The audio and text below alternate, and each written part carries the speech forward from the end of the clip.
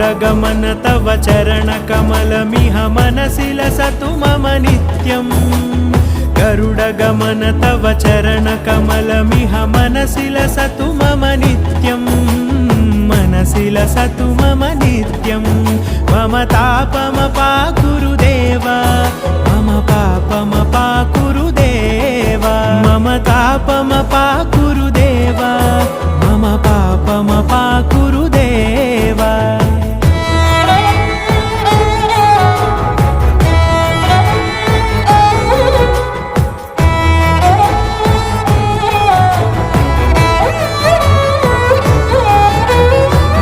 जनयन विधि नमुचिहरण मुख विबुध विनुत पद पद्मा